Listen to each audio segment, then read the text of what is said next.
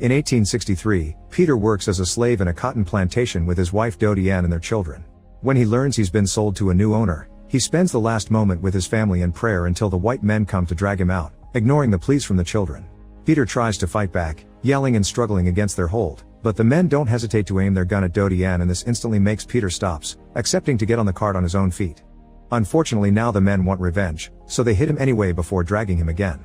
Peter and a bunch of other slaves are transported in a cage as if they were cattle, and through the bars, Peter promises his children one day he'll come back for them as they try to run after him in tears. After a long time spent on the road, they arrive at their new working location, which happens to be the construction of a railroad. The conditions here are 100 times worse than in the plantations. The heads of the slaves that dared to disobey decorate the entrance as a warning. They sleep in cages, and even while they're behaving and working hard, the white masters won't hesitate to hit them and insult them. To make matters worse, they quote the Bible to justify their actions. There are also lots of feral dogs around, who are sent after any slave that tries to run away.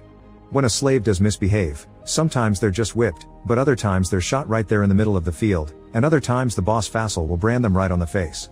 Fassel keeps two men as his right hands, Harrington and Knowles, who was also bought as a slave but was chosen to become part of the guards because of his hunting skills. Peter tries his best to behave, but even when he tries to help his friend Gordon when he falls, he gets yelled at for daring to do anything that isn't working. One evening, after all the slaves are sent back to their cage, they have to watch how John is thrown inside while wiggling in pain because of his branded cheek. A slave named Thomas is trembling in fear, and Peter tries to comfort him by asking him to remember his loved ones and to think of this as just work. He also offers the word of God, who is always watching over them, but John scoffs at him because clearly there isn't a God that cares about them. Peter doesn't react to the taunt though. He keeps calm and promises John to pray for him.